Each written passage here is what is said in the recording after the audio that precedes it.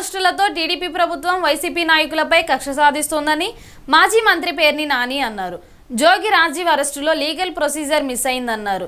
జోగి రమేష్ను రాజకీయంగా ఎదుర్కోలేక టీడీపీ ప్రభుత్వం సిఐడి, ఏసీబీ కేసులు పెడుతున్నారని, సీఎం చంద్రబాబు ఎన్ని కేసులు పెట్టినా తాము ఎదుర్కొంటామని మాజీ మంత్రి పేర్ని నాని అన్నారు. విచారణ చేసావా? స్టేట్మెంట్ తీసుకున్నావా వీళ్ళ దగ్గర?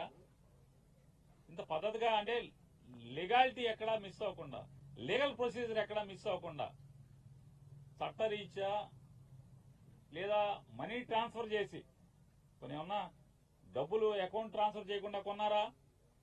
డబ్బులు ఇచ్చేప్పుడు కానీ లేదా పేపర్ అడ్వర్టైజ్మెంట్ ఇవ్వకుండా కొన్నారా? పోనీ ఆనుకుని పోనీ ఏమన్నా నంబర్లు మార్చేశారు ఎంటకి చంద్రబాబు నాయుడు ప్రభుత్వం ఇచ్చినటువంటి అగ్రిగోల్డ్ ఆస్తులకి అన్న సరిహద్దులు చేస్తుందా? అసలు సంబంధం లేదు. అగ్రిగోల్డ్ ఆస్తులకి జోగి రమేష్ గారు వాళ్ళు కొనుక్కున్న ఆస్తికి అసలు సంబంధమే లేదు కదా.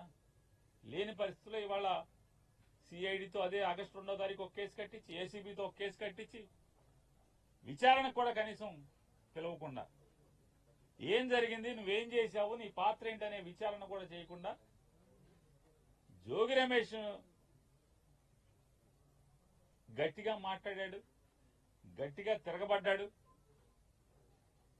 జోగి రమేష్ ని రాజకీయంగా ఎదుర్కోలేక, రాజకీయంగా నన్ను తిట్టాడు కాబట్టి, నన్ను ఎదిరించాడు కాబట్టి, నేను జగన్మోహన్ రెడ్డి గారిని తిడితే నా మీద తిరుగుబాటుగా మళ్ళీ నా మీద మాట్లాడాడు, విమర్శించాడనేటువంటి కక్ష కడుపులో పెట్టుకుని రమేష్ని ఏమీ చేయలేక మానసికంగా వేధించడం కోసం జోగి రమేష్ గారి కొడుకు మీద, ఈ రకమైనటువంటి వాళ్ళ బాబాయ్ మీద అక్రమ కేసులు పెట్టి చంద్రబాబు నాయుడు గారికి ఒకటే చెప్తున్నాం, నీ ఇష్టం రాష్ట్రంలో ఉన్నటువంటి 175 నియోజకవర్గాల్లో ఉన్నటువంటి వైఎస్ఆర్ పార్టీ సంబంధించినటువంటి అందరినీ కూడా లోపలేసుకో, నీ మీద పోరాటం